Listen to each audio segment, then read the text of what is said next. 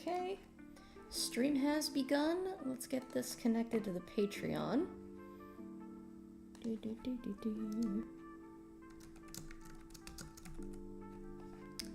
What was it called? Right.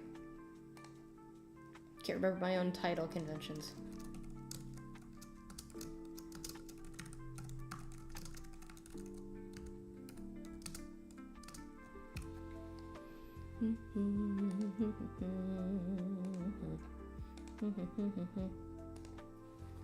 Okay. Get this set up. Boop.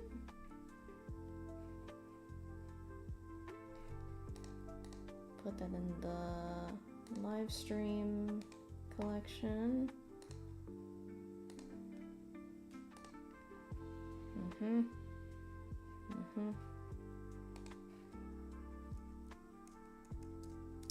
All right. And now we just put that on the socials.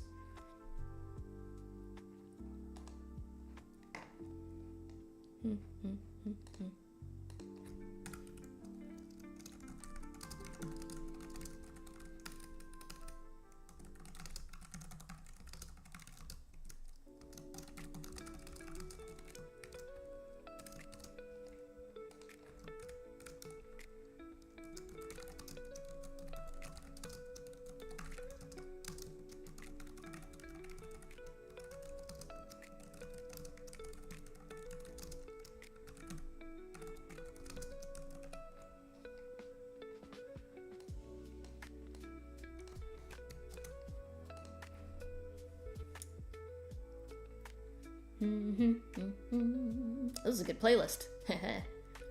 Okay, got that one. Now for Instagram.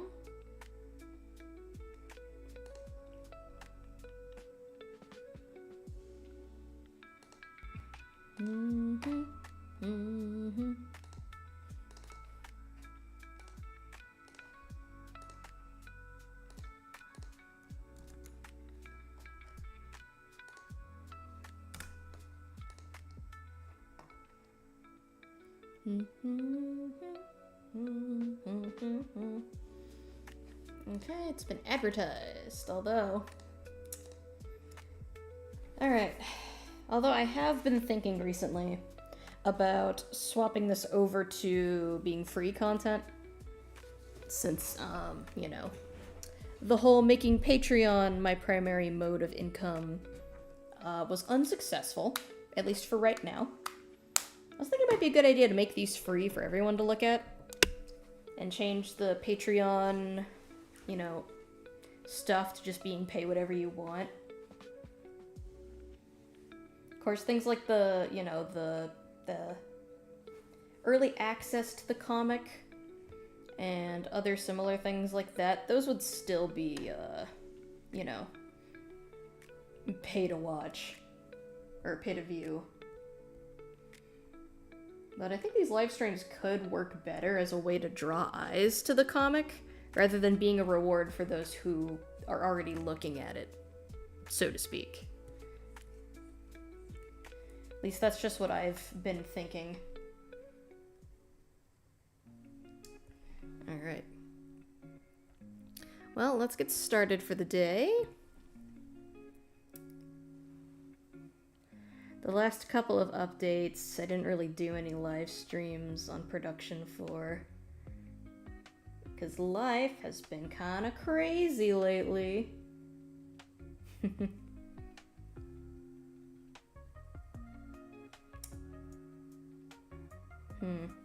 Not sure I want to do these gaps in the rocks. Maybe I'll just outline the gaps, but the differences between the rocks I will do by just painting them.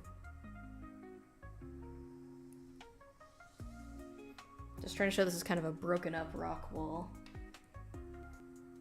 that the water is flowing out of.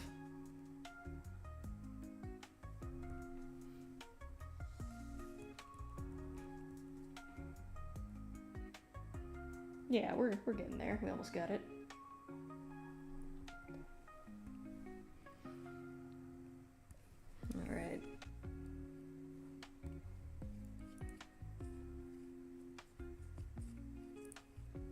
I love a good establishing shot of just the environment.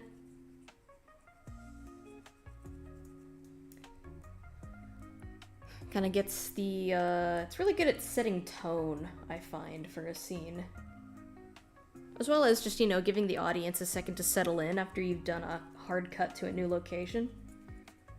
To just give them a second to observe.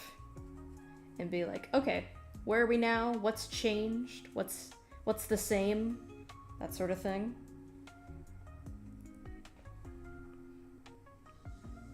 Oh, do I want to make that brighter? We actually want it to be darker so that we can draw the water stains. Yay! Or age stains, however you want to look at these things. I think you should multiply these two. Yeah, multiply and then lower that saturation and then hit them with the fingertip blender. Fingertip's really good for doing streaky lines, make it look like stuff's been dragged. Okay, I do want to give this a little more texture. So let's see what else we can do.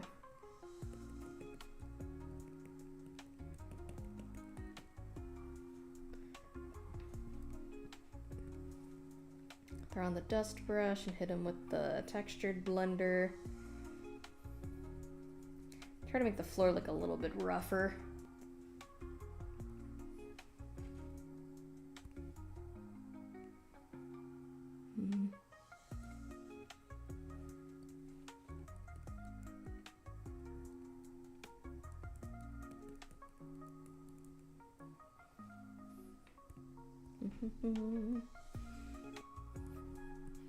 I like using the droplet tool for making what looks like little indents in the floor. You know, that idea that there's like a little bit of gravel going on. Of course, they usually end up looking a little too forward facing. So I usually also like to bring out the perspective tool and try to shift them around a little bit so that it looks like they're following the scene's perspective a little better. There, that feels better. I'll usually also turn down the opacity just a little bit so they blend in just a little bit more, you know? Just more ways to emphasize texture. Of course, this is going to be covered with water in a minute, so...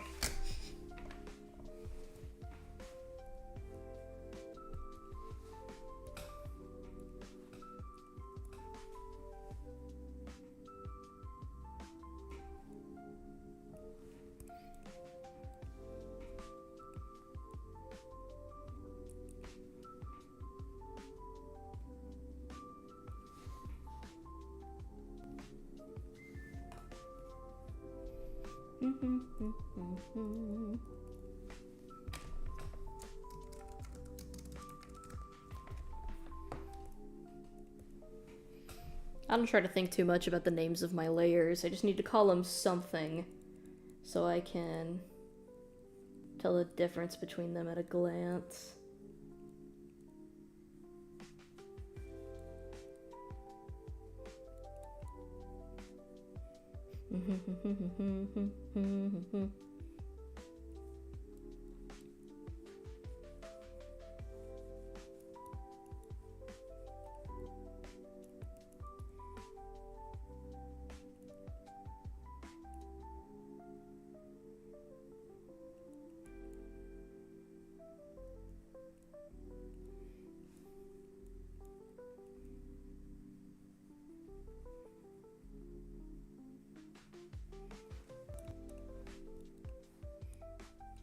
Create a little shading definition.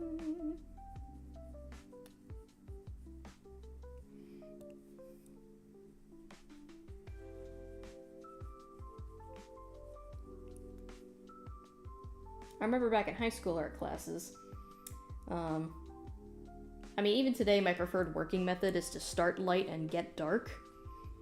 You know, really push in those shadows. But back in high school, you know, I didn't really tend to know when it was actually dark enough, and I tended to stop before I really, really pushed the values to that further extent. And I just distinctly remember one of my art teachers leaning over my shoulder going, "Go darker, Kim. Go darker." And then it would just, speed by periodically, and he'd be like, "It's still not dark enough."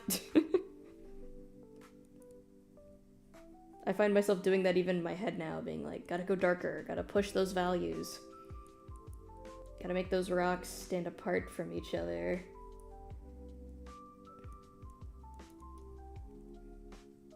It really just adds crisper definition when you do stuff like that,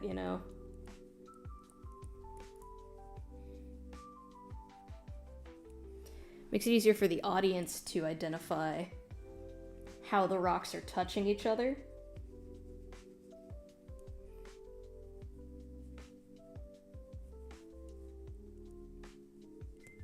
So right now I'll take these lines away. It's still a little bit fuzzy, but you can see where the definition is starting to happen.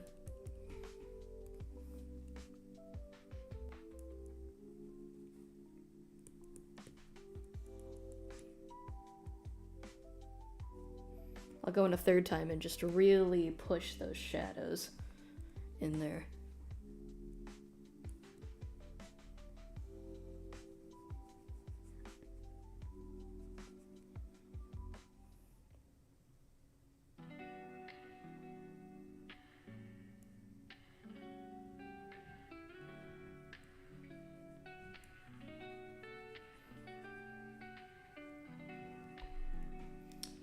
Man, lo-fi music really just is a great working playlist.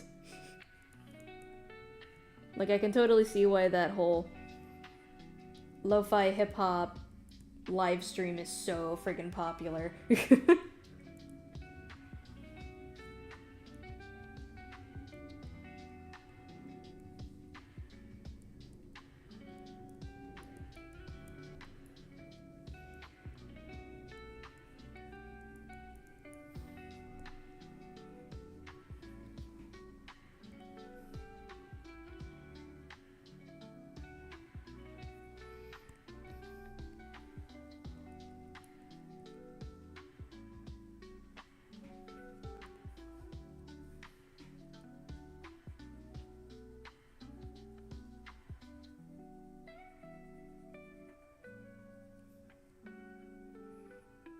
To get those really dark shadows, you want to feather the edge away from the darkest part of the shadow to make sure that a really clean line of dark stays behind. To really sharpen that edge where the rocks meet. That's where it'll really show what's overlapping what there.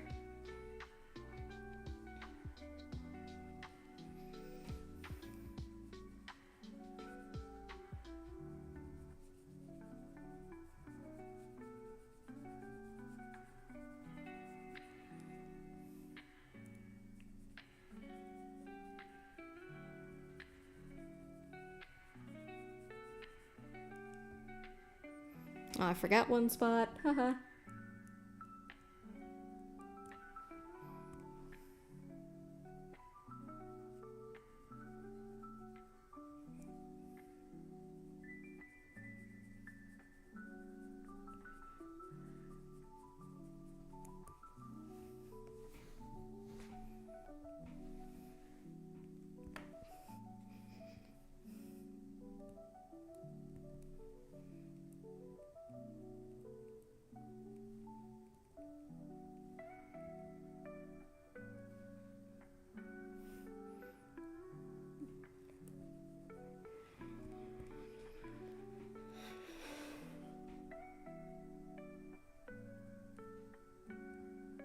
I also like to do one highlight layer.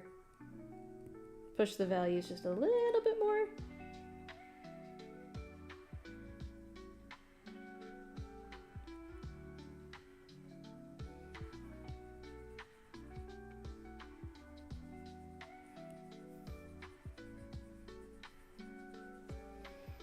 And then I think I'm going to come back over this with a textured blender as well. Try to give that rougher, porous look of like concrete and other building materials.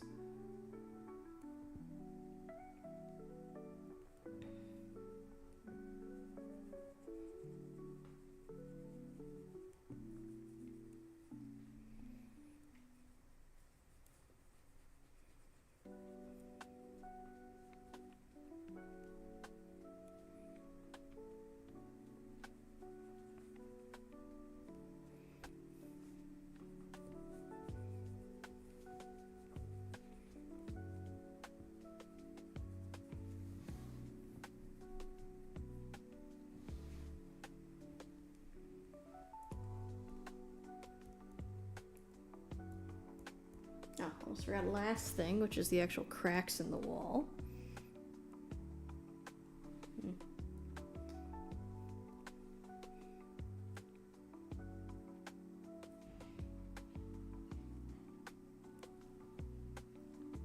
I like drawing cracks in rocks, it's fun.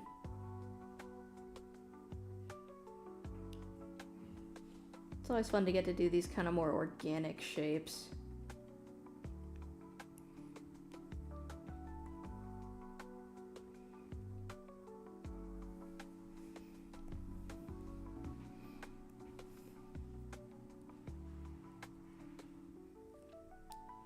And I usually like to highlight the cracks with a lighter color to give it a little more depth.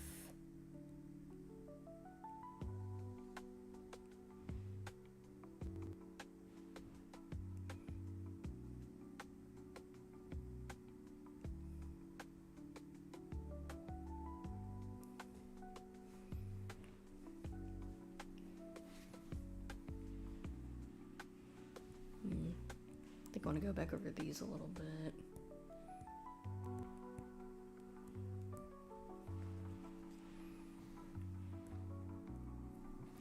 Alright, now for the water.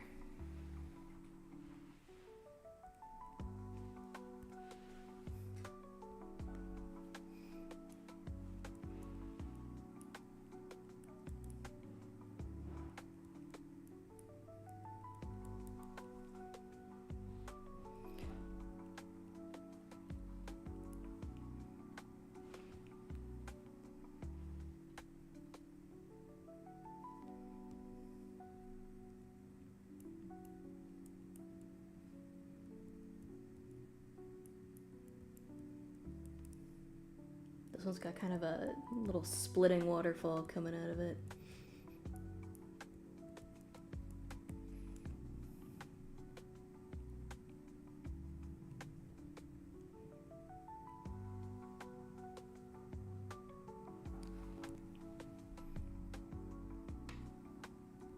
Oh, whoops, forgot something.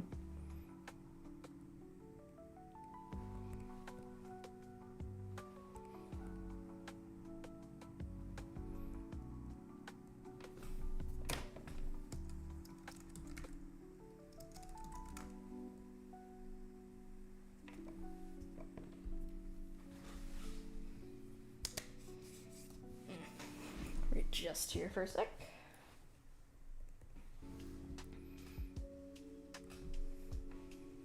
All right.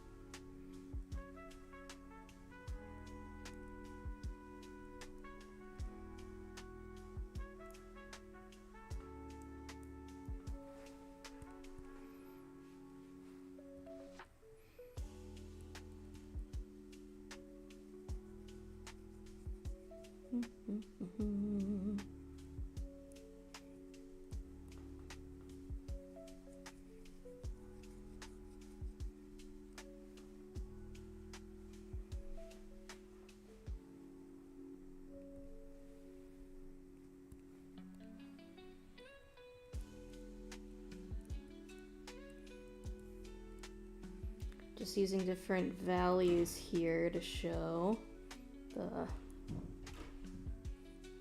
direction of the water flow. Sort of illustrating that there is a lot of movement in here.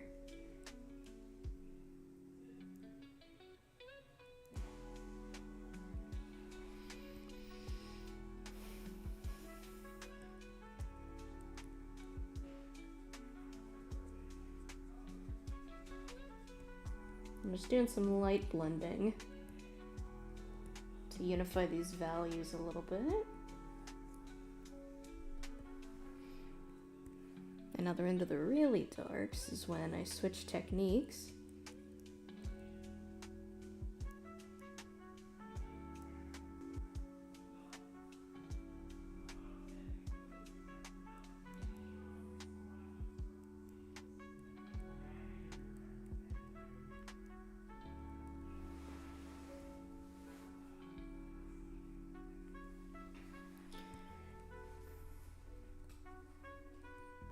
And we're going to use the finger tool, the fingertip blender, to sort of fuzz the edges of these marks a little bit, make them a little bit softer, but also keep the shapes visible so they're easier to see. Now we're going to work in some lighter values.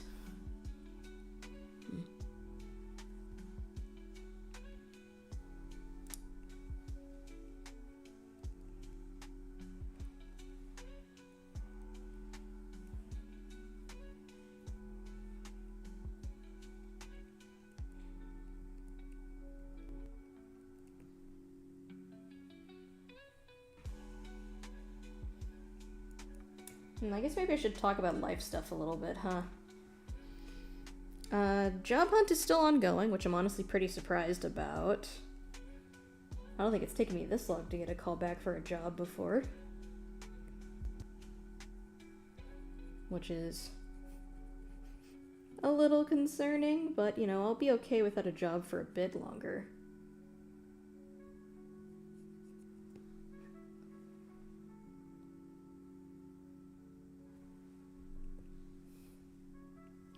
Hopefully they'll hear back from something soon. I actually reapplied for a position with the old company that I worked at, and my previous manager said she'd put in a good word for me.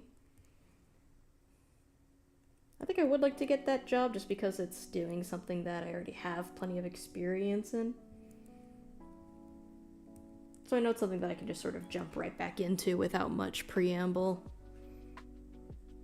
You know, though I was at first searching for somewhere a little different just because I've been, you know, working in this one particular field for a while.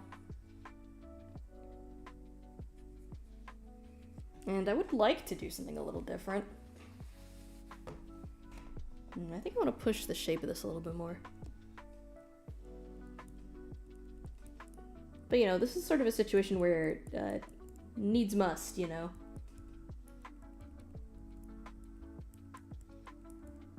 Go. That's the only thing I don't like about it so much. You can't push too far, you end up hitting something else by accident. I'm just feathering these spots out to make it look like the water's coming out with a little bit more force.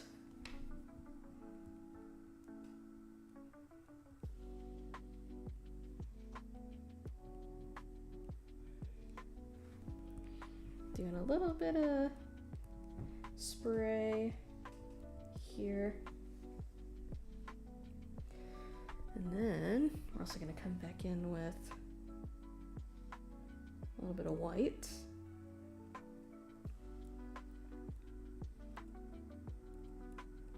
Show where the water is splashing.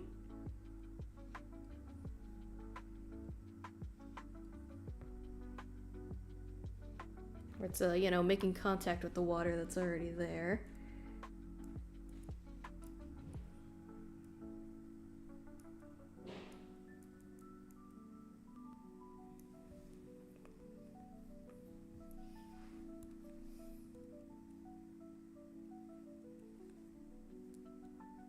And come back over with some more prominent white lines to show ripples, water flow direction.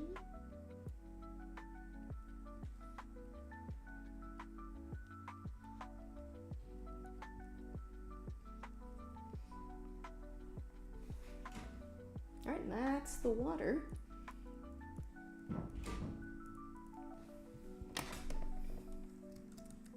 Now we can tone everything with some shading a little bit. unify some of these colors.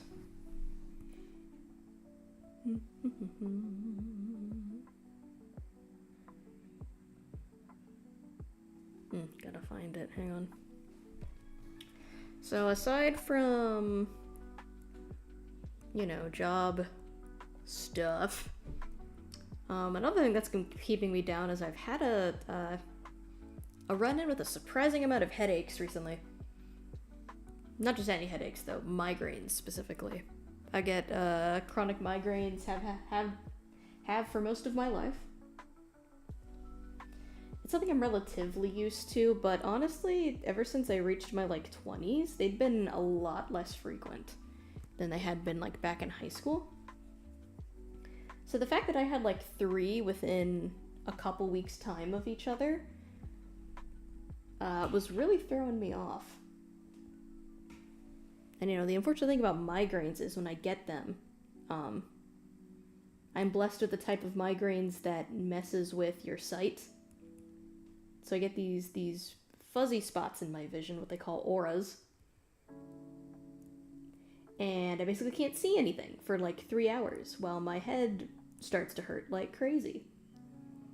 So usually when I get migraines, it means my entire day is shot. I have to like, you know, close the curtains, turn off the light, turn on the AC to keep myself cool. I actually have like a weighted sleeping mask, which feels really good with migraines. But, you know, tug that thing on, take some pain meds, and just sort of like try to go to sleep until it wears off in like 3 hours. But even after that, you know, the after effects of the migraine are so bad, it's like having a terrible hangover. And I usually can't look at screens for like the entire rest of the day. So basically doing any sort of work on the computer at all is just not feasible. So that's mainly why I've been having to cancel the live streams recently. You know, with the migraines keeping me down and the work stuff, I really had to just prioritize buckling down on the most necessary things first.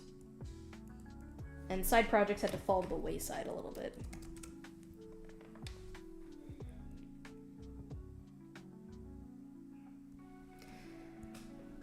But now I'm back. So hopefully we can pick things up again a little bit.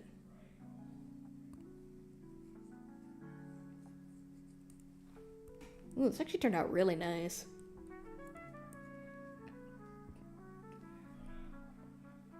Love it when a good background comes together.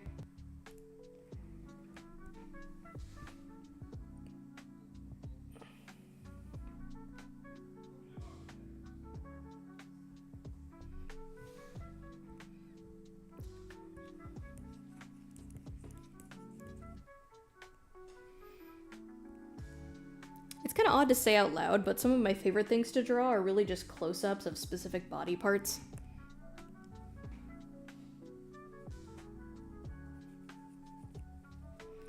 I don't know exactly why, there's just, something about it, I guess. Well, I guess I do know why a little bit. Oftentimes close-up shots are a way that you can express how a character is feeling in the moment without really having to like show their face, you know? It's like a more artistic and representative way that you can show your audience something about them. Although in this case, the paw stepping into the water is just a transition from the environment establishing shot to the character establishing shot. Just so we can go from, okay, we're looking at the place, now we're looking at the people.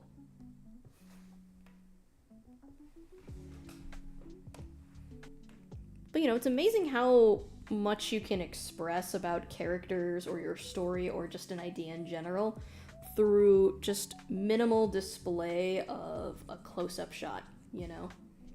Like, I've had this idea before, but you can tell an entire story just looking at people's shoes, you know, as people are running by. Honestly, that's a story concept that I've wanted to use in something for a while.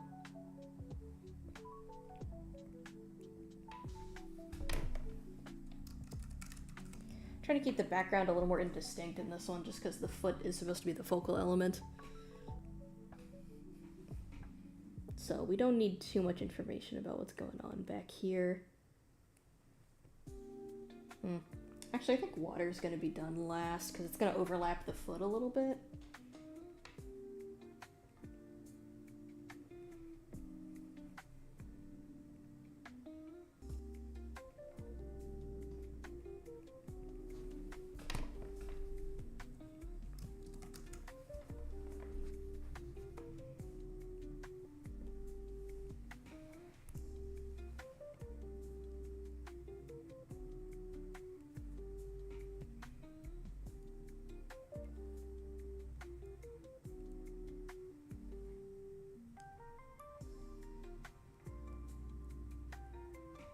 Let's see if anybody can guess whose paw this is before I add the color.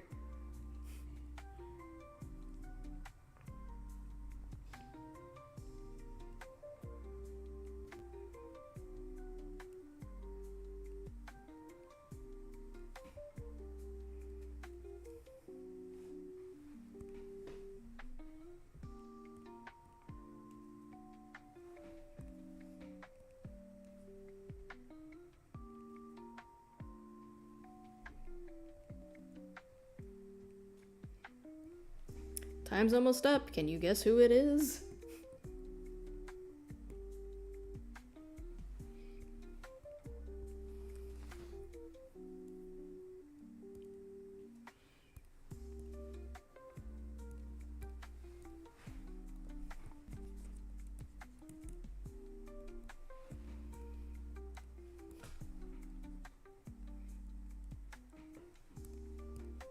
That's right, it's Kip, our fox. You know, Kip's kind of a funny character. He's really taken on a life of his own as I was writing the script and drawing the comic. Because my idea for Kip is that he's sort of a younger fox. I feel like I might have gone over this in a previous live stream, but I forget. Whatever, I'll talk about it again. So Kip is like a younger fox compared... I'd say he's more like a late teen. Yeah, late teenage in terms of like his mentality. And meanwhile, Fern and Stone are more like young adults for cats.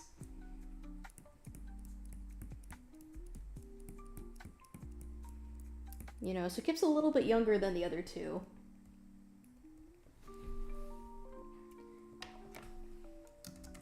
With the idea being that he's sort of got, you know, the most to learn, but also of the foxes, he's probably the most open-minded, you know.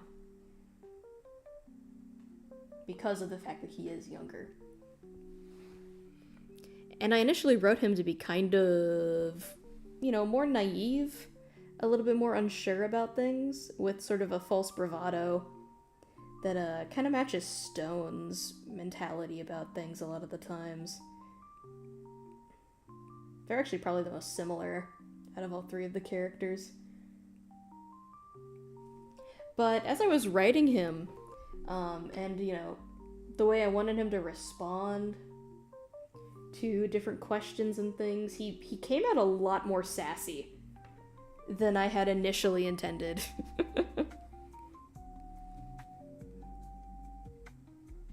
Like, as I was writing him, he just started throwing out, you know,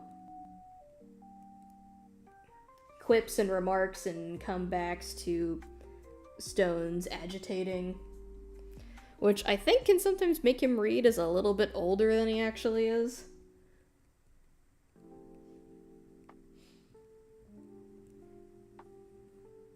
I ended up trying to compensate it for a little more in his design. You know, he's got like these very round, puffy cheeks, a little bit more of a baby face look to him.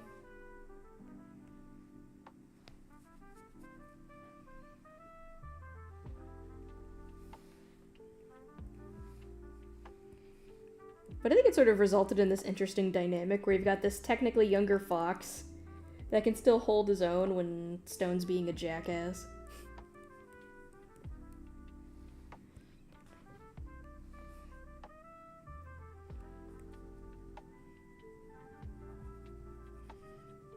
And I mean, it's, you know, I call him the younger one but there's not like a huge age difference between him and Fern and Stone. I also think that, you know, as we're about to discover in the upcoming chapters, he's also a little more sheltered than the cats are. These two cats are. Stone and Fern's experience with the cat and fox conflict has been a little more hands-on than Kip's.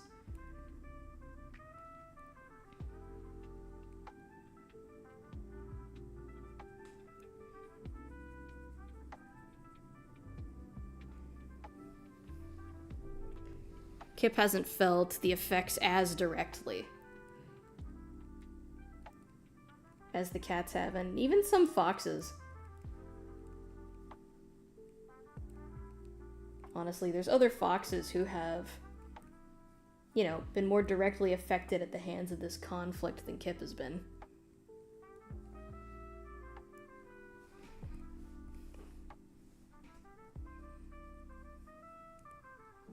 So I think that affects the dynamic too, and what contributes to the idea that he's supposed to be a little more naive sounding than the other characters. But despite that, you know, he's still got a good head on his shoulders.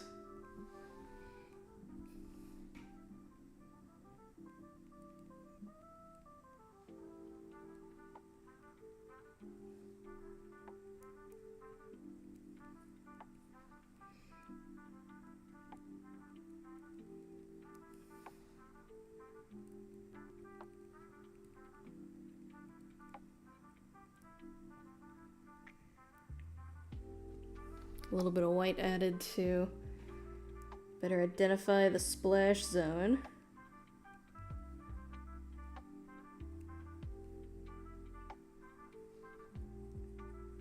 I find the fingertip tool is a good way to add motion blur without actually trying to add motion blur. Because the motion blur filter is good if you're just trying to do something quick over the entire picture.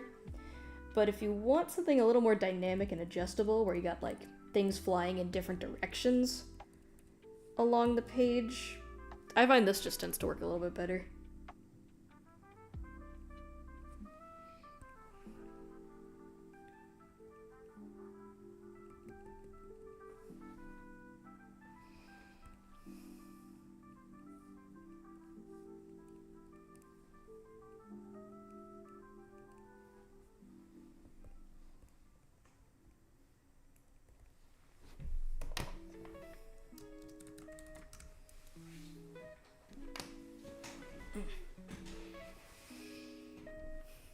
Alright, shading time.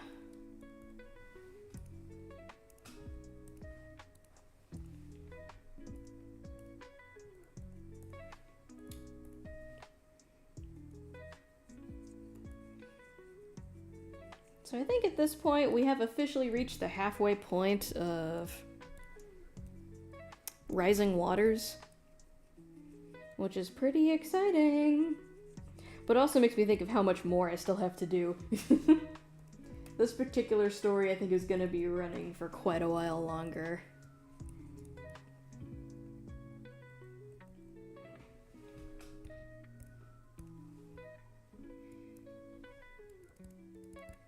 I hope it's enjoyable. I do wonder sometimes if it, you know, how it stacks up to the first story in the minds of the audience.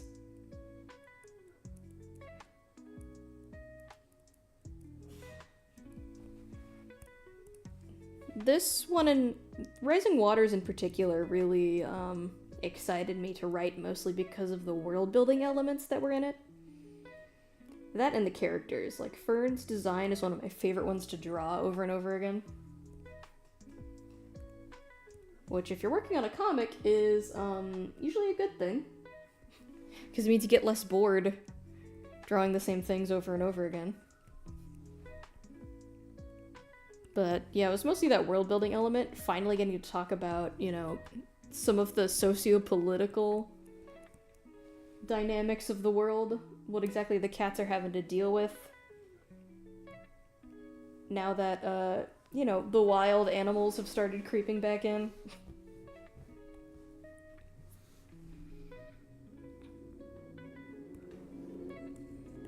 And, you know, from when I first created this series, I knew that the primary source of conflict with cats was going to be foxes.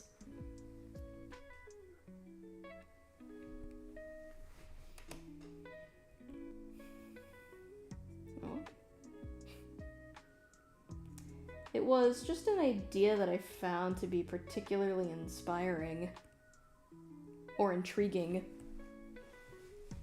I think it's gonna be too close to the water's color. There we go.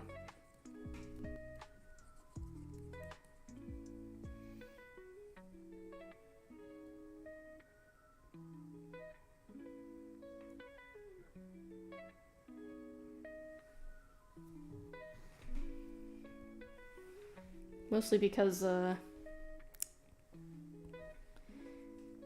mean, I'm sure folks reading the series can probably guess that I really liked the Warrior Cats books as a kid.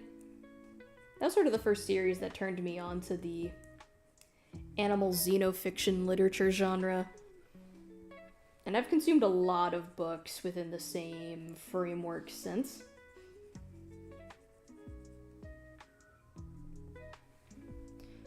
But, you know, one thing about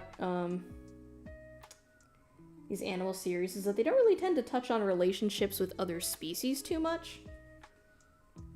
I mean, I think the only other time I saw stuff like that was in stuff like Redwall, when the different animal species were really more treated as just like, you know, different D&D character classes you could pick. And they all had sort of like the same culture and the same background, and they all got along together, that sort of a deal. Which isn't a bad thing, of course, but, you know, I think about the complexities of animals interacting in the real world, where they can't speak to each other. And it just feels like the relationships would be a little more complex than that. But it seems like in a lot of these series, you know, the primary species is like the heroes, and every other animal exists to be like bad guy fodder, you know? So with this series, I sort of wanted to take the approach of treating all the animals within this world as sort of on the same level. Although it will vary. You know, I'm sure people remember from the first series, the badger that tried to murder Sunflower and her kits. And, you know, another important thing to remember about the series is that even though I did want to come at the different species' interpersonal relationships from a more dynamic and realistic perspective, this is still the cat's story. So it's told from their perspective primarily. And they're not always reliable narrators. So, like, there will be certain animal species that they simply don't understand. And because of that, they will have a hard time communicating with them and seeing them, you know, as other animals. So, like, that badger came off as very animalistic. But really, because that's just how the cats saw them in that moment. Because it was trying to predate them, to attack them. And there's also sort of a boundary line where the more different an animal is from a cat, the more difficult it is for the cats to understand them. I think I've talked about this before already too, but that's why the raccoon has kind of a broken accent when he talks to Shade. It's because they have some similarities to cats, some similar features. But a lot more differences, really.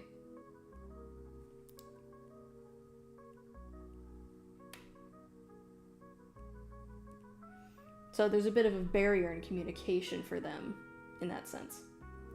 Meanwhile, the fox is pretty dang similar to cats. They have a one-to-one communication in that sense.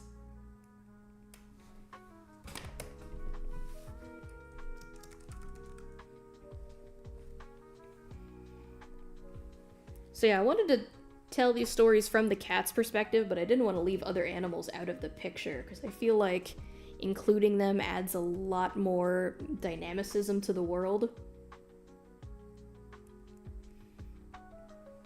One of the critiques I have about Warriors, you know, looking back on it in hindsight, is that the the series concept gets a little old after a while. In the sense that, at some point you've explored every angle of the cats' lives that you can, and when your conflict is just cats engaging with cats, it kind of tends to circle around on itself a lot, You sort of start to see the same dynamics and the same conflicts crop up over and over again. I feel like adding other different animals for them to interact with could add another layer of complexity and interest.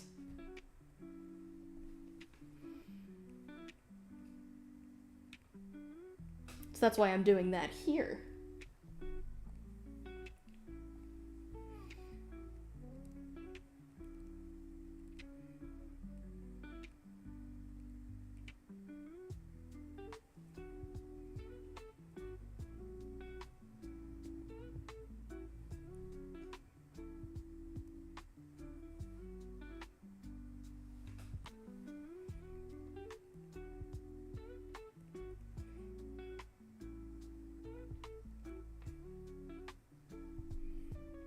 So it's pretty clear from here that the water is starting to catch up with these guys. We're seeing more and more of it in the environment now, as it starts to become a more prominent threat than it was in previous chapters, Before it was kind of easy to escape. All they had to do was climb up a few more levels, put a few staircases between them and the rapids, and they could move at their own pace. They could take a rest. No resting anymore.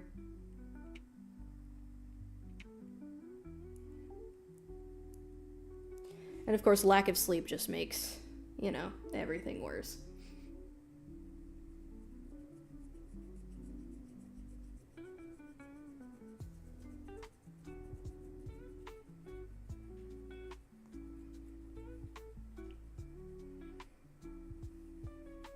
Of course, it's not panic-inducing quite yet. It's just sort of a loose layer on the floor.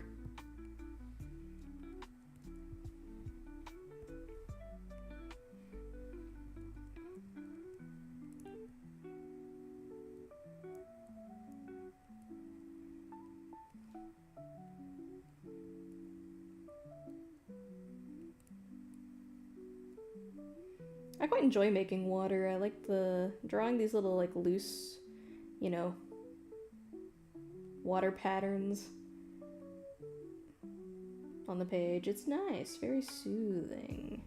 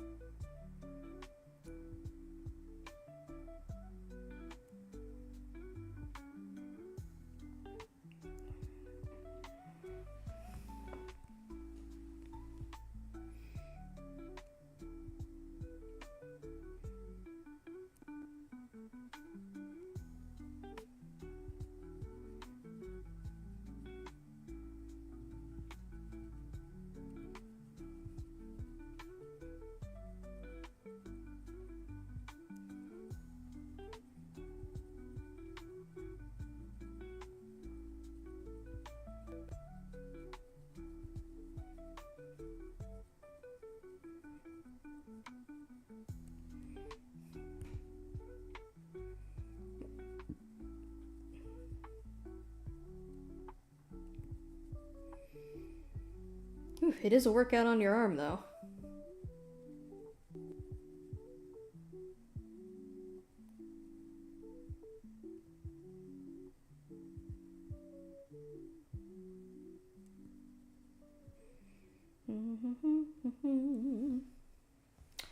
Let's see. Other things to talk about. Well, in terms of things I'm watching right now, I've been really enjoying HBO's series The Pit. It's a really refreshing take on the classic medical drama. I forget if I've talked about this on the live streams already or not, but it's a medical drama set in an ER, which has been done before, but they take a very realistic approach to it in this one, in the sense that the medical part takes front and center rather than the drama part, you know? Like, it's no Grey's Anatomy where these people are gonna waffle on about their personal relationships for 50 seasons. The characters really don't have much time to talk about themselves because there is so much happening in the ER. They are getting constant patients in, constant emergencies. It also takes a realistic approach to the current state of the healthcare industry because they're chronically understaffed and overworked. But there's just like floods and floods of people coming in the door all the time. So really there's no time for them to be getting, you know, super caught up in personal stuff. But it's not to say that it doesn't happen.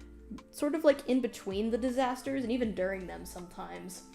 They do still manage to work in moments for the characters to show off who they are as individuals, as people. And sort of what makes them unique, how they approach being a doctor. Those kinds of things. So the drama segments are, you know, more truncated and fast. They don't take up a lot of time. Which I think is nice, because then it feels like less time wasted just sort of jawing about. But you still get a very good sense of, like, who these people are and why they're here and why they're doctors. They've also taken an approach to the cast where they have sort of a mix of new and old. Where the show starts and it's like the first day of some of these med students who are here for, you know, routine training. They're in that stage where they're sort of shopping around every, you know, sector of the healthcare industry before they decide what they want to do professionally. So you've got a mix of these students who are learning the ropes and their teachers, the more experienced medical people who work in the ER as their full-time job. So you've got like a balance of that. And for once, the whole student-teacher dynamic seems to be shown more respect, you know? There's no like weird relationship dynamics going on.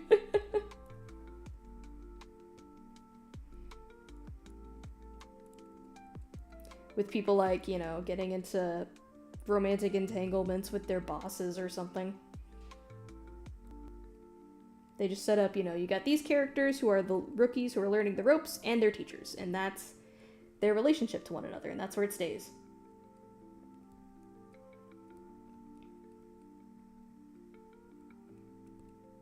And the interpersonal stuff, the way that the characters react to and talk about it, feels a lot more grounded and believable as well, less melodramatic, you know? And I think another part of it is that a lot of the struggles they face make sense for someone who's in the healthcare industry in the way that they are. Like, the character that I would arguably call the protagonist is Dr. Robbie, who's the head of the ER. So he's sort of like in charge of everything. He's the head doctor, the head expert. Everybody goes to him for help and advice. He's constantly running around the ER, handling crises, talking to patients, making sure everything's running smoothly. But one of his main struggles is actually with PTSD from his time as an ER doctor. Because one of the biggest things that sticks with him this season is that he was on the front lines during the COVID pandemic, and his mentor actually passed away from COVID in the hospital while he was taking care of him. And that passing really sticks with him because he feels like, you know, he bears some level of responsibility for not being able to save his mentor. And it keeps coming up in flashes over the course of the day that he works, which is actually on the anniversary of his death. But that sort of, you know, personal guilt that he's assigned himself sort of bleeds through into all the other patients that he takes care of that day. Like, he ends up feeling personally responsible for all of their well-beings, and every time he loses a patient on this day, you know, you can just see it cracks at his facade of, you know, all-togetherness just a little bit more. That self-blaming traumatized part of him starts to bleed through a little bit more and a little bit more with each failed patient that comes in the door. So he's trying to balance his emotional state on top of also making sure that, the students are doing fine and his underlings, his residents are doing fine. Sort of stuck in that role of having to take care of everyone else before himself. And because of that, his personal state starts deteriorating over the course of the show. And the way they structure it is very interesting. Each of the episodes is named for an hour of time. So, the first episode of the show is 7 a.m. to 8 a.m. So they're going through a single day within this season, hour by hour. And each episode is just about an hour long. So you're sort of watching what goes on in this ER in real time. Which I think really helps drive home just how much everything is building. Because with each episode, the pace gets faster and faster, and the disasters they have to deal with get worse and worse. In the most recent episodes, I'll keep it vague not to spoil anything, but they end up having to deal with a mass casualty event where they have a lot of patients in critical condition coming into the ER all at the same time. And that's really cranked the pace up to 10, and it's pushing all of the characters' medical expertise to the limit, and a bunch of personal conflicts that were introduced at the start of the series are finally coming to a head in this one very chaotic moment. And it's just a really solid example of some good writing. It's having the characters and the plot coalesce into creating a very exciting and dynamic story, which is all building up to quite a crazy climax.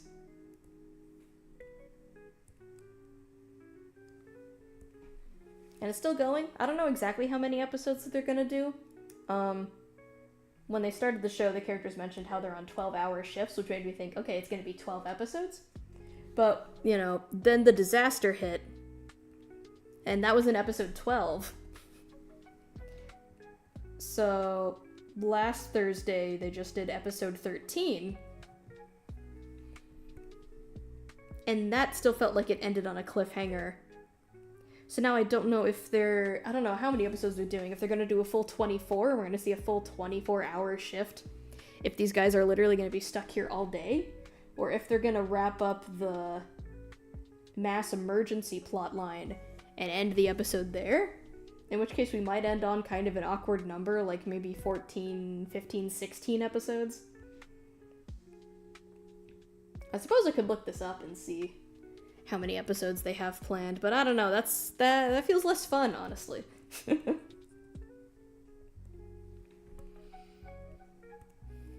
Than just kind of rolling with it. I don't know, maybe I'll see how upcoming episode ends. And then I'll look up how many episodes they had planned. But yeah, it's a very good show. Big breath of fresh air for medical dramas. I like medical dramas most of the time until they start... They all seem to inevitably start to veer more drama than medical. While the characters' personal life stuff is interesting, because characters are an important part of any story and show, and you want to give people a reason to stick around to see what happens to them, so you want to get them invested in, their personal dreams and goals. I think the issue is just when it starts becoming really... a little too romance-focused. Especially when you've got a show about a specific workplace. I mean, I think most people can attest to the fact that mixing romance and coworkers rarely works out for most people. And they certainly shouldn't be bouncing between each other as much as some of these characters do.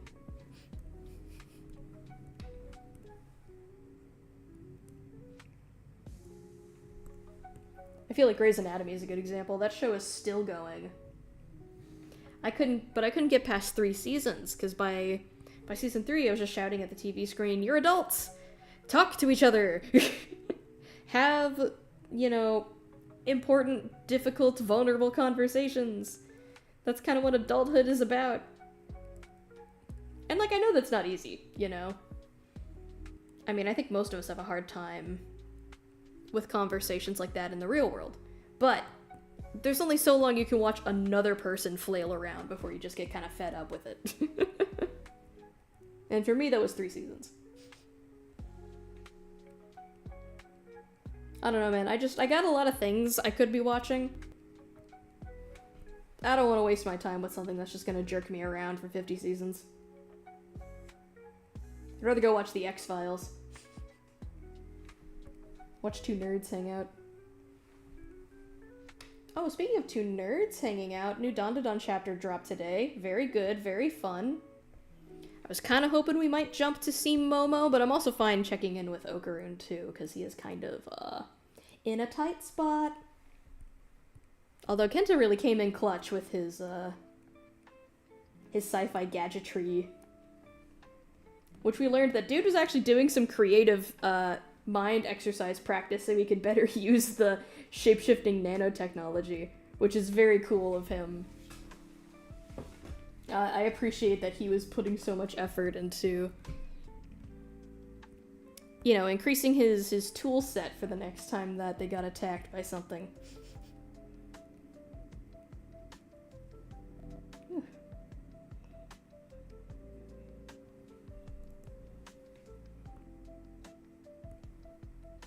It's always nice to see Kenta get the spotlight a little bit. He's sort of a character that I feel like a lot of people don't understand. They kind of look down on him in a way that I feel like the manga is always trying to express is not, like, an okay way to treat people. It's just, it's so funny, man. Like, he's just a different flavor of Okarun, but people treat him so differently. Okay, well, it's the top of the hour, which means it's time for the artist to take a break. Let me put up a little BRB screen here. Do, do, do, do, do. B. R. B. Okay, and I will be back in about 10 minutes.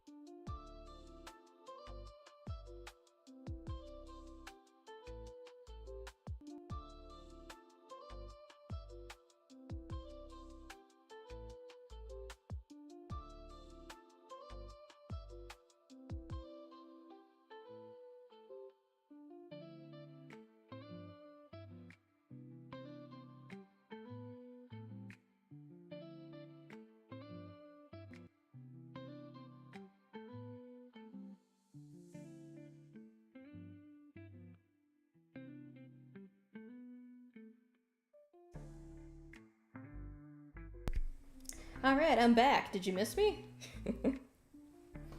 Okay, let's continue on with this.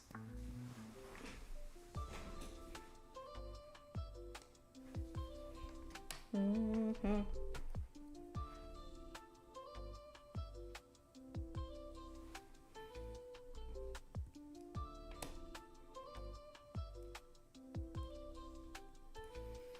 Alright, let's finish this one up and then I might change the playlist a little bit.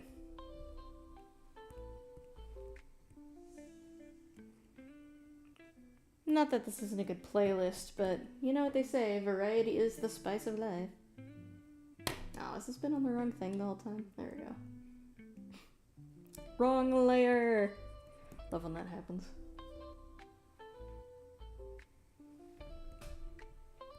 Okay.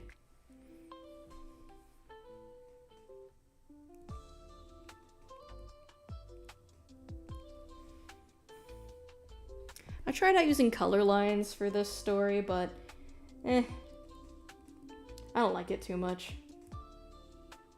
I don't know, the black is just easier to work with when you're shading and you've got a bunch of characters and the lighting is different.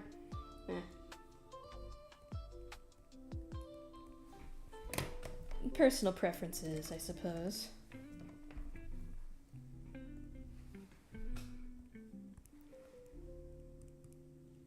Okay. I was talking about Dawn to Dawn when I left, wasn't I? Yes. Let's continue with that. Ooh, we finally got to learn more about spooky alien lady who fought with the Cur. She seems to be on a kind of a revenge-fueled arc of her own before our gang so rudely interrupted by killing her boss, who she was going to kill. She'll have you know. So, yeah, they inadvertently took away her reason for living. Next chapter, I am certainly expecting tragic backstory time.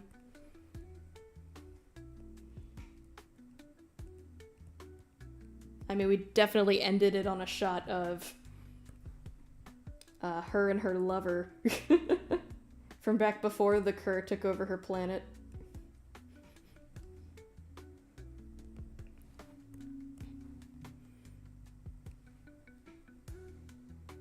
So, you know, can't wait to see what's going on with that. I'm sure it won't be another absolute tearjerker. We haven't gotten tragic backstory time in a while. I'm excited to see what Tatsu cooked up for this one.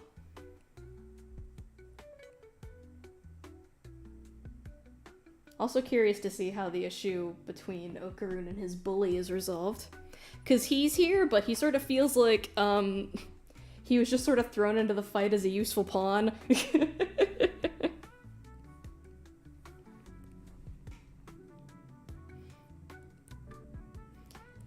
Like the way that he was interacting with the alien chick, where he was like, hey, stop trying to hit the nerdy kid. He's mine. That's my target. Like, he's clearly just here for, like, his own ends. So they don't really make that good of a team to work together. So I'm kind of curious to see how his involvement in this conflict is going to go about. Like, I'm still a little undecided if he's gonna get a redemption arc where he's allowed to join the Dawn to Dawn crew after this. There's a chance that he might, but there's also a chance that he might not. We'll see. I'm very interested to see what Tatsu does with this. I think I'd be fine with either him, you know, becoming a hero or staying an antagonist, or even just losing his powers and go back to being a normal dude. I think it would be nice for him to maybe gain some respect for Okarun.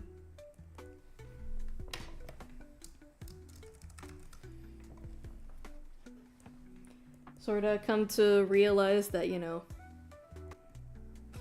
Okarun's not like the cause of his life's problems. Okarun's literally just out here trying to live his own life, and this guy's like, God damn him, I wish he would die.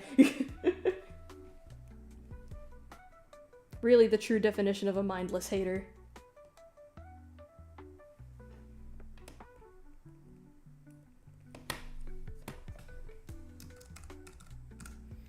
It's funny though, because I don't even know if Ken knows who Hase is, like by name. Like, I'm sure he knows him as, you know, the guy from his class that picks on him sometimes. We actually saw him in chapter 1 as the kid who almost threw a paper ball with a magnet at Okarun's head. But I literally don't think we've seen him in the series since. Like, until now. So, like, there's every chance that Okarun doesn't actually know who this guy is personally. Like, doesn't even know his name.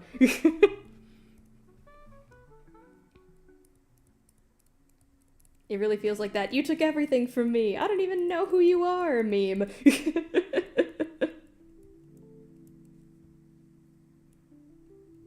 Guy just became fucking obsessed with Okarun when he felt like his own life was going to shit. Perhaps this will be a growing opportunity for Hase.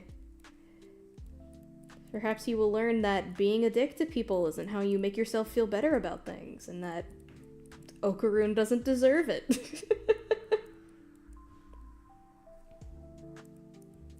I don't know, I mean, on the one hand, a little cliche, on the other hand, it is actually a very good and heartwarming lesson to see reiterated in stories, I think.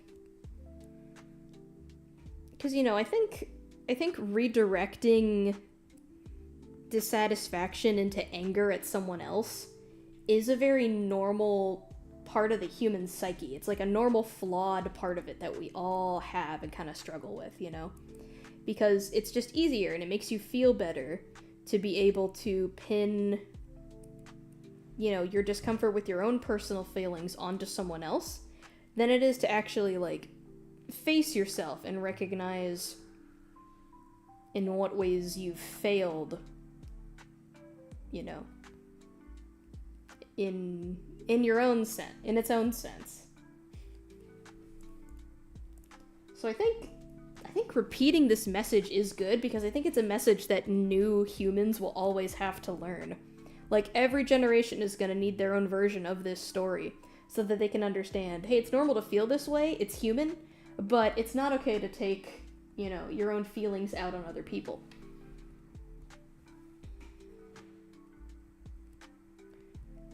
I mean, I think if Dandadan pulls the story off well, it could be a great example of teaching that kind of lesson to people.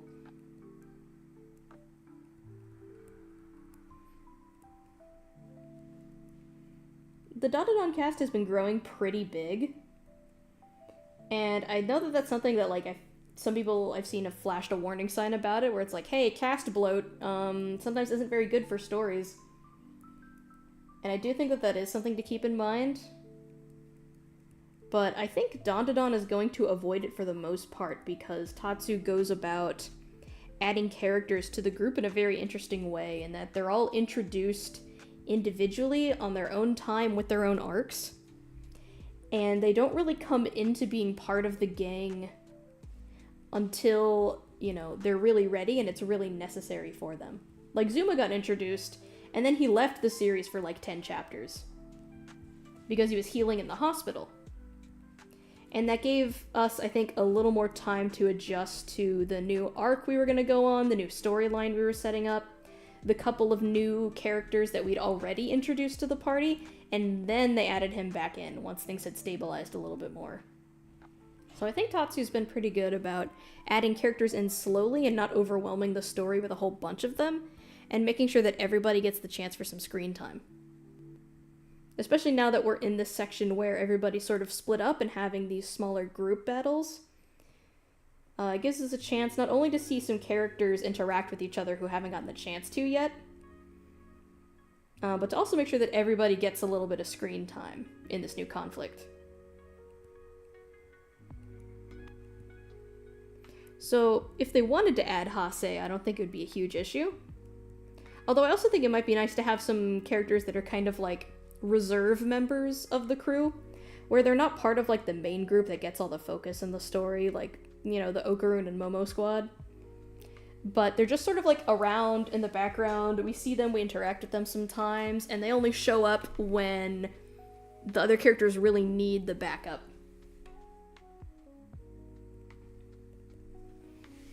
Okay, I'm gonna try something for overlapping the water here. Yeah, I think that works. Makes it look like that. Their paws are in the water.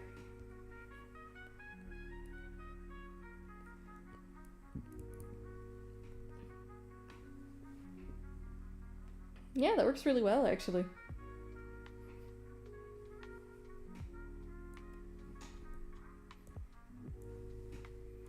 Okay, and now we can add on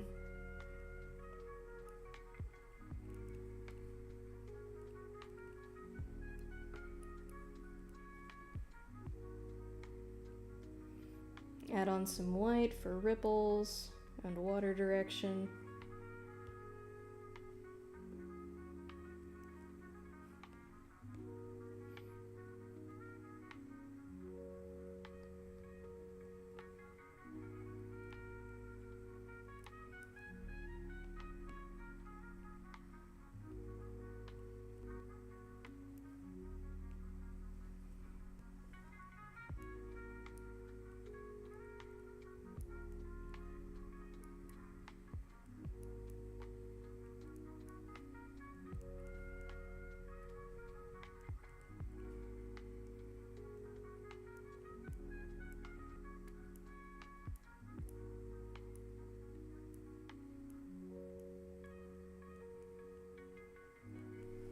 There we go.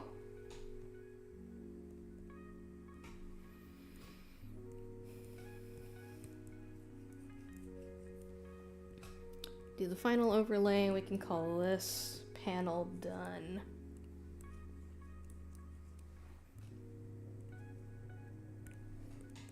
So yeah, I'm excited to see where this goes. I really want to get back to Momo, though. She is my favorite character. I miss seeing her every week. And I really want to know how she's going to get out of the whole being small thing. Okay, let's pick up a different playlist here. Let's see. Forest Cafe Jazz Music. That sounds good. Let's check that one out.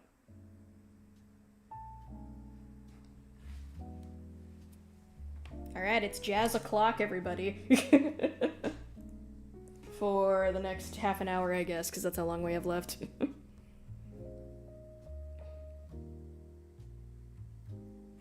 I'll probably go a little bit longer just for the sake of finishing these panels.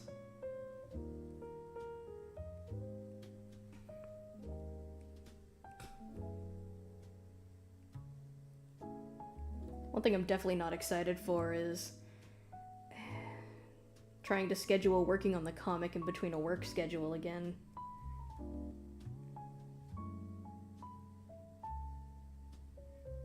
Because back when I was working previously at my previous retail job, I was only really able to get like 2 panels of a comic done a night, which is why a lot of the updates ended up being so short. It just wasn't really feasible for me to do anymore in such a short time frame. But I'd like to keep these longer updates going, you know? I think it's a more enjoyable read overall, and it feels good to get more of the story out on paper.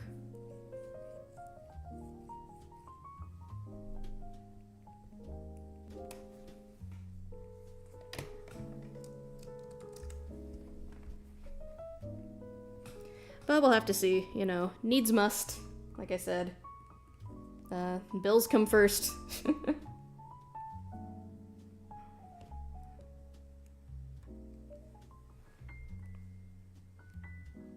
I will say, it's amazing how quickly you can adjust to things when you're sort of thrown into the water and forced to swim. Because, you know, when I first got started on fending for myself, I was like, man, I would work myself into a panic over having to pay bills.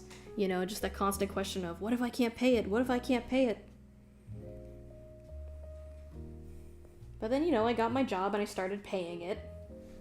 And I started working out, you know, started keeping more track of my finances, managing spending and budgets, and after a while it was like, okay, I kind of got this. I got the rhythm of it. I understand how this works. I understand how much I need to work to have the money I need to get things done. And sure, I can't afford a lavish lifestyle, but I mean, I'm someone who's never really needed too much in my life. I get by on the simple things for the most part.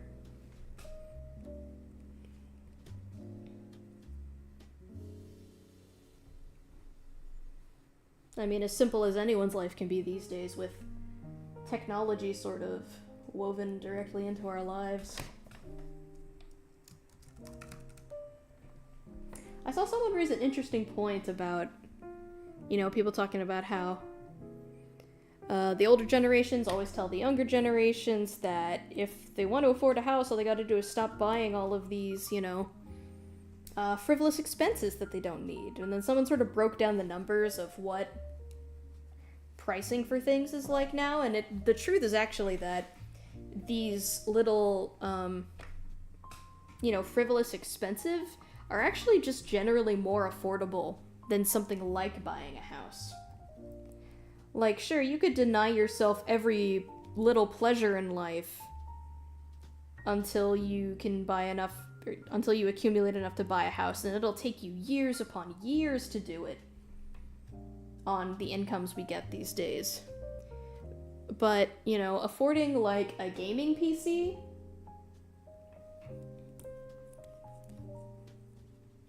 or, you know, a new phone, any other little piece of modern technology like that, it's a lot more achievable of a goal than buying a house.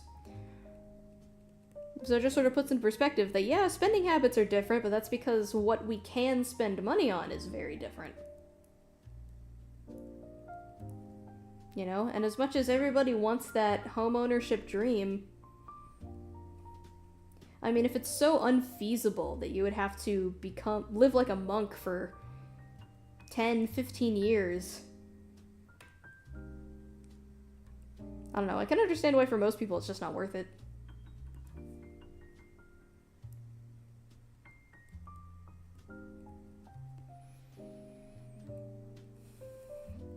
Although, I try not to, you know, work myself up too much over that. I mean, there's a lot of people who are talking about the state of inflation and stagnating wages and stuff across the generations.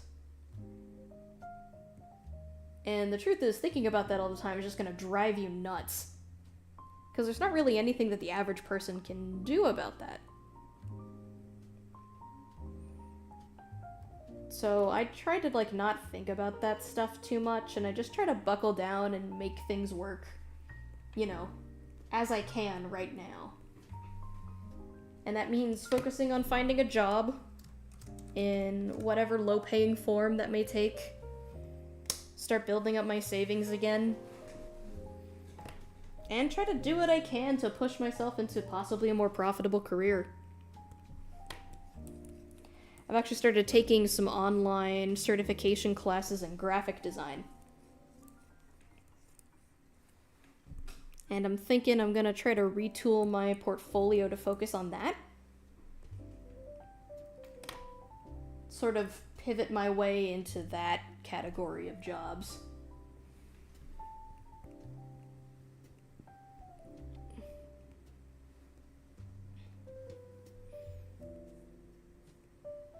Just because, you know, it's pretty clear that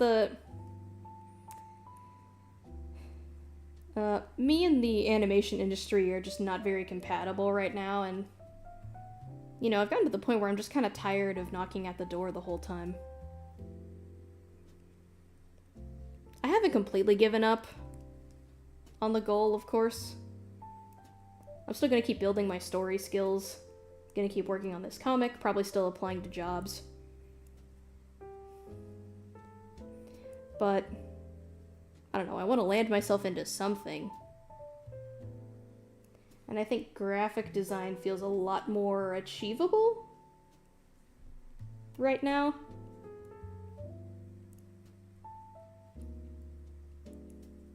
But, you know, we'll see how it goes. I mean, this could fall completely flat on its face, too.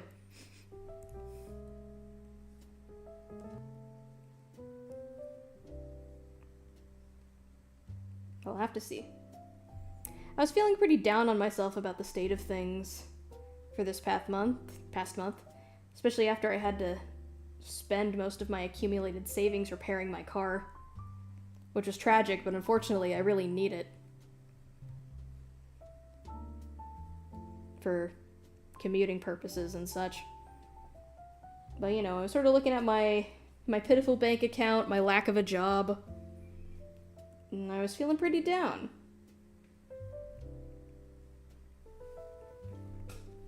You know, I remember confiding with my mom at the time that I felt like I had failed.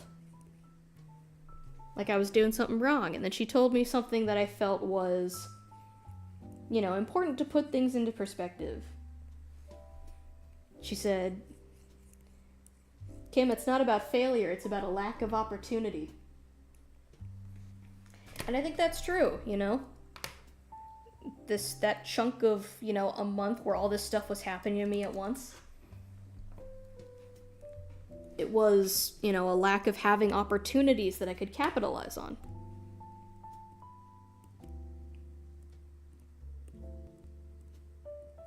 Because I am a good worker. Every job that I've had, I've held down. I only left them because I wanted to. I never got fired. I only ever left because I was moving to a new place or I was chasing new opportunities.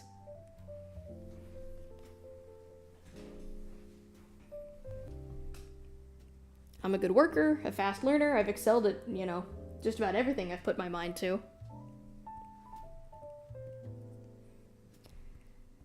Sometimes life is, going smoothly and you're getting all of the opportunities you could ask for, and sometimes you're just not.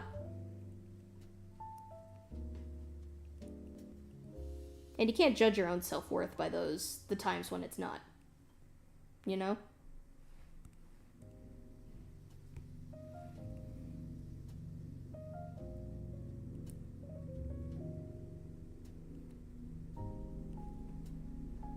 I'm sure this weird slump that I'm in is gonna turn around eventually.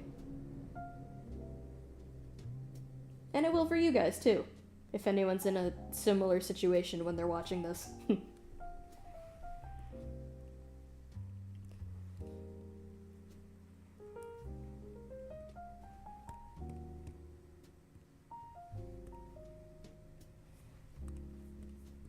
I think it's also good to make sure you have friends that you can commiserate with a little bit. I mean, if you've got fellow young adult peers around your same age, I'm sure they can bellyache with you about the job market and the lack of opportunities and the high cost of living. The whole shebang.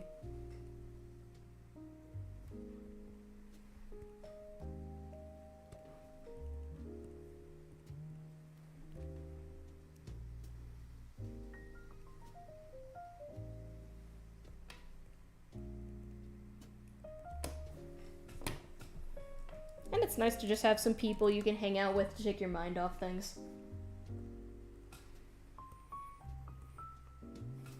I've certainly been hanging out with my friends a lot more.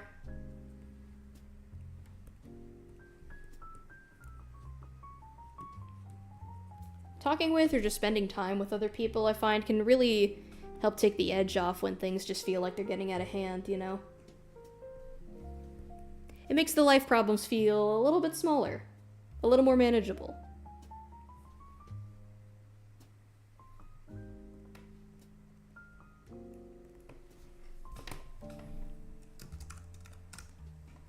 I'm lucky to be a young adult who's been able to amass a decent friend group. I know that that's hard for some people. I've seen people talk about it online. How much they can struggle with trying to make friends sometimes. I definitely think having a place to work at helps. Like, I made a lot of friends working in retail with fellow staff members. Hell, I met a whole section of my friend group through one of my coworkers. They just introduced me to their friends and we really hit it off. So now we all hang out online.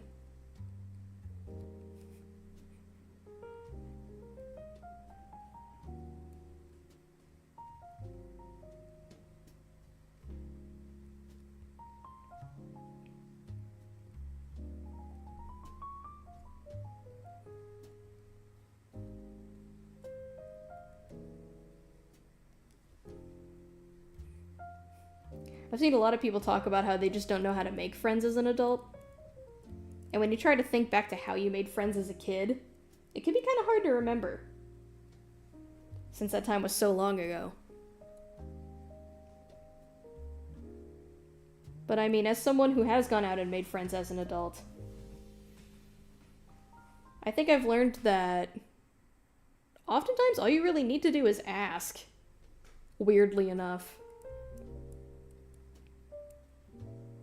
Like, you can go up to somebody, introduce yourself, maybe ask about their common interests, sort of get a feel for the person.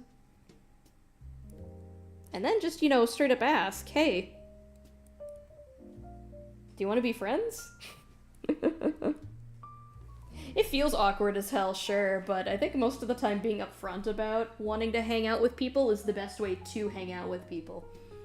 If you're just upfront and blunt about it, and if you say, hey, I'm looking for friends, I like you, I think we click, I want to hang out again, can we be friends? People will be pretty ready to accept, especially since most of the time they're often looking for friends too. If you're the person who takes the first step and offers to be somebody's friend, you might be surprised. Alright, well, that went a lot faster than I thought it was going to. Managed to do 5 whole panels within an hour and a half. Wow. Alright, I think in this case I might just end it early. I am a little tired. I did a lot of work today on other things. Job stuff, online classes, all that good shit.